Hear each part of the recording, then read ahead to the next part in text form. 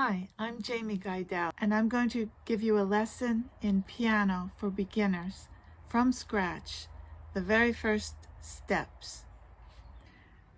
The piano keyboard consists of black and white keys, grouped in 2 black keys and 3 black keys.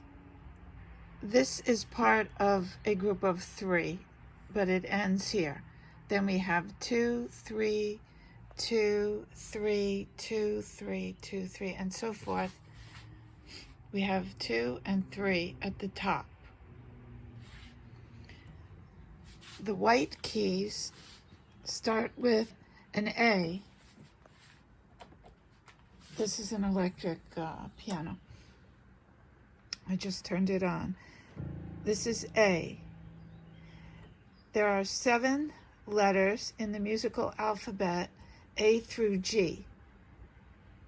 A, B, C, D, E, F, G. Do it with me. We're going to say the letters A through G. When you get to G, it starts over again with A. A, B, C, D, E, F, G. Play and say the letters. A, B, C, D, E, F, G. A, B, C, D, E, F, G. A, B, C, D, E, F, G. A, B, C, D, E, F, G. A, B, C, D, E, F, G. A, B, C, D, E, F, G. A, B, C. C is at the top. When you are saying the musical alphabet, A through G, and playing those notes on the white keys on the piano, A, B, C, D, E, F, G, A, B, C, D, E, F, G, you're going higher, and you get to C on the top, and then it's helpful to look at the letters when you say them backwards when you're going down, because it's a little tricky to say the alphabet backwards. Play and say the letter names of the white keys going down with your diagram of the letters. You can just write them on a piece of paper, A through G, and then you can use that as a reference for saying the alphabet backwards. C, B, A. Pause on every A. G, F, E, D, C, B, A. G, F, E, D, C, B, A. G, F, E, D, C, B, A. G, F, E, D, C, B, A. G, F, E, D, C, B, A. G, F, E, D, C, B, A. G, F, E, D, C, B, A. Now here is a little game to learn the letters of the white keys. Here is your reference. Pick a white key at random. You could even close your eyes and just pick one. So you have 2 black keys, and you picked the white key to the right of the 2 black keys. Which one does that look like? That's E. Then proceed to play all the E's and say the letter. E, E. Find every 2 black keys, and it's the white key on the right. Find the next 2 black keys. E, E, E, E, E. Try it with another key. I landed on the white key before the 3 black keys. Which one does that look like? That's F. play all the Fs and say F as you play them. Find 3 black keys and the white key to the left. F, F, F, F, F, F, F. Let's do one more. I landed on the white key that's within the group of 3 black keys. It's between the second and third black key. Which one does that look like? 3 black keys between the second and third, that's A. Play and say all the A's. The first one on the whole keyboard is A. If you have a regular piano with 88 keys. A. Find 3. Between the second and third is A. A. A. A. A. A.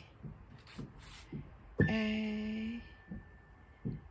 A.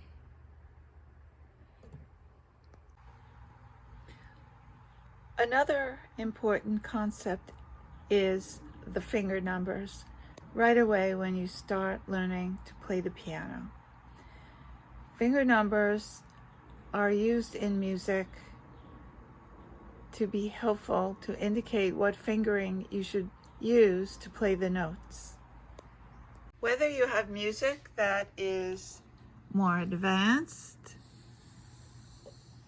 or simple music, even in your piano method books, you will see finger numbers. So it's very important to know them. Students should trace their hand on a piece of paper and number the fingers of both hands from 1 to 5.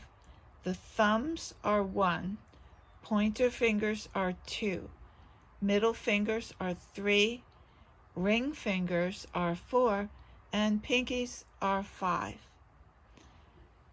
A child or an adult can trace their hands and put the finger numbers.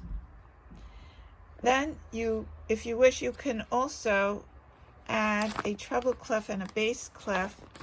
The bass clef will indicate music for the left hand, and the treble clef will indicate music for the right hand, such as you see here in the music.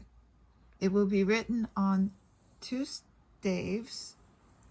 The staff is the 5 lines and 4 spaces that notes are written on, and we have 2 staffs or staves, one with the treble clef for the right hand, one with the bass clef for the left hand. The right hand is always the top staff, and the left hand plays on the bottom staff. This song does not have any left hand notes on it. Here's an example from more advanced music. The right hand is here and the left hand is here. After you trace your hands and put the finger numbers on there, place your hands on the drawing in a way that you can see the finger numbers. Then tap finger 1, tap finger 2, both of them in both hands at the same time.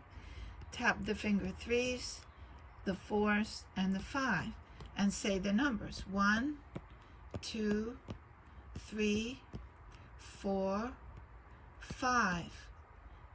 In the opposite direction. 5, 4, 3, 2, 1. Now say different numbers randomly, 3 at a time, like 1, 2, 2, 5, 3, 2.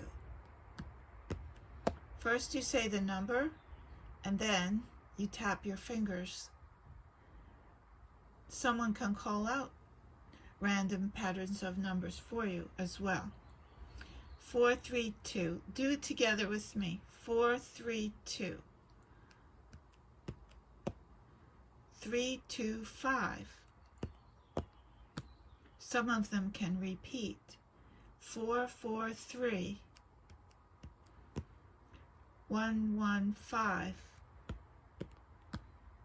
1, 5, 1. 3, 2, 2. 4, 2, 1. 1, 3, 5. After you do some of those, turn the paper over or go to a different part of the table and do it without looking at the numbers. For example, 3, 2, 1. 3, 2, 1.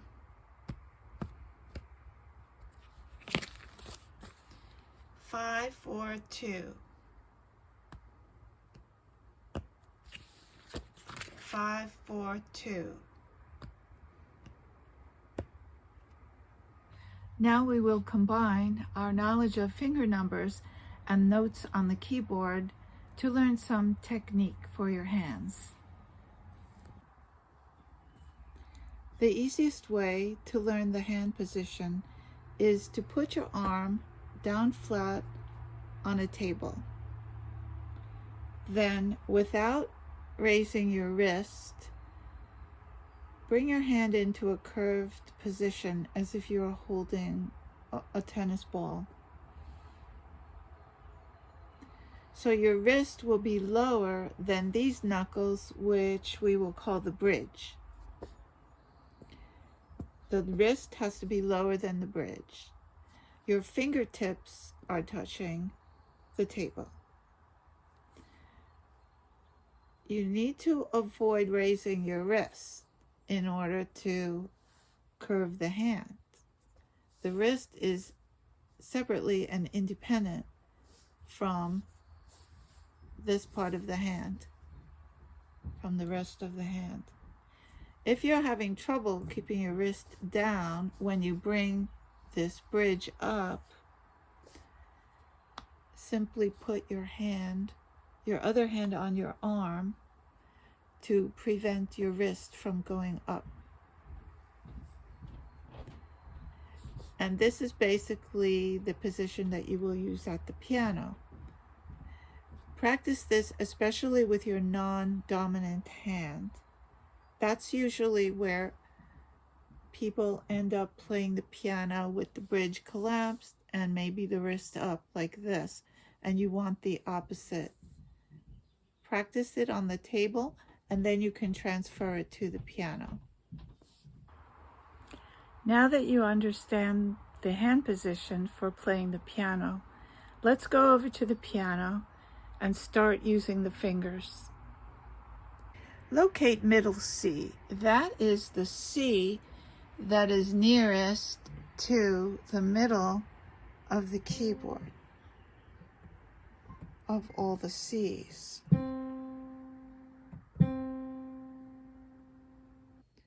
Place your thumb on middle C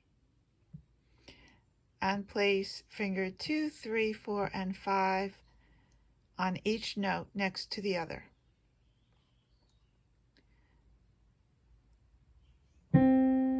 After the thumb goes down on C, we will play D with the second finger, finger 2. When finger 2 goes down, the thumb came up. They switch at the same time. When one finger goes down, the other finger goes up, like a seesaw. When finger 3 goes down, finger 2 goes up, and so forth. In this way, you will connect one note to the other by the sound. The sounds will connect. They won't be separate.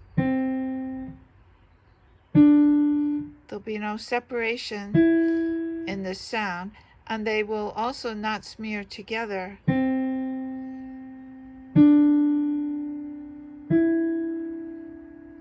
You will hold one note just long enough to connect it to the other. I'm holding finger 2 down until finger 3 goes down. One at a time, but connected. That is called legato, linked in Italian, legato.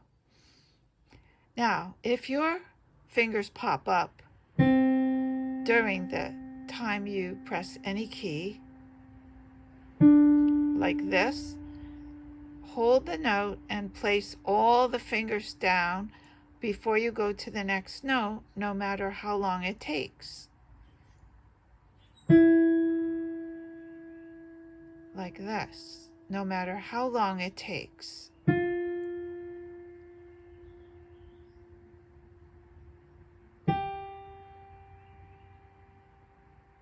When you relax the fingers, if they're up in the air, when you relax, gravity will pull them right down. Eventually, the fingers will just stay down.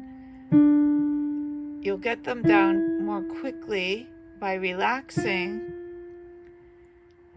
and eventually they will not pop up at all. The important thing is not to go on to the next note until all the fingers are touching. Let's do the same exercise with the left hand. This is middle C. I'm going to call this low C because it's lower than middle C. Put your left finger 5 on low C and each finger next to the other on a key next to the other. And do the same exercise from finger 5 to 1.